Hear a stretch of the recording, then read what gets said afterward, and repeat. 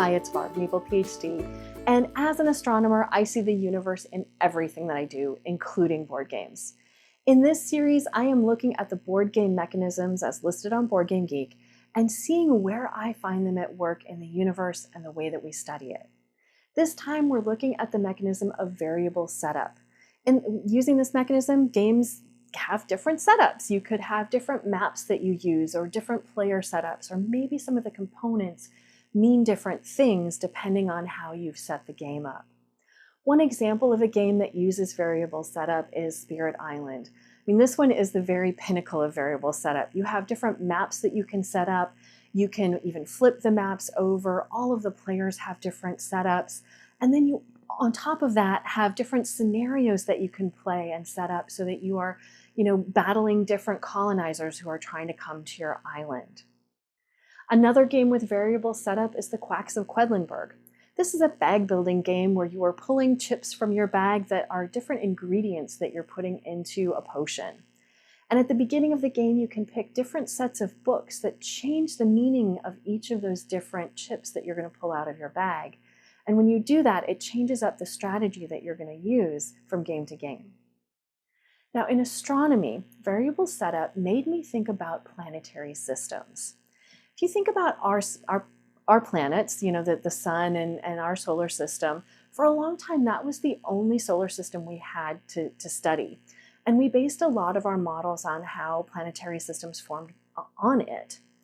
But in the recent decades, we've started to find planets around other stars, and those planetary systems don't look anything like ours. Now, part of that is that the planetary systems that are easiest for us to detect are those oddball systems, things like giant planets around tiny stars and very close-in planets around stars, because the effects of the planet on those stars is much greater than things like Jupiter affecting our sun. That would be harder for us to see at the distances of these other planetary systems that we're detecting. But the very existence of those other planetary systems tells us that there are different ways and different environments in which these planetary systems form. So when a star forms, it's going to be in this big old cloud of gas and dust. And different parts of it are going to start coming together gravitationally. You're going to get these little regions of stuff coming together. And then those little regions start to come together and form bigger regions until you have this big ball of something that is so massive that at the center, nuclear fusion can start. And that's what makes it a star. The stuff that's left over around it when that starts is the stuff that the planetary system can form from. That's where the planets come from. So whatever's left over kind of defines what kind of planets you're going to have. If you form a planetary system in a super dense region and you've got a lot of stuff left over in that disk, you could get a lot of planets, or you could get a few huge planets and a few small planets.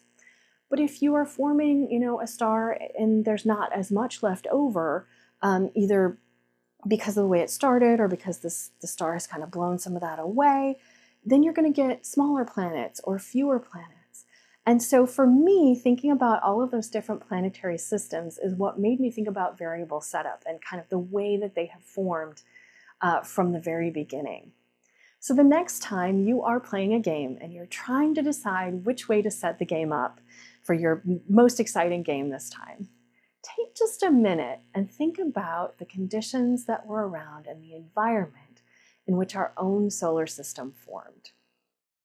Thanks for joining me. I will be continuing this random walk through the Board Game Geek mechanisms, so be sure to like and subscribe to my channel so you know when the next videos come out. In the meantime, though, you can follow me on Instagram and Twitter as MaplePhD, and I have a blog at maplephd.com. We'll see you next time.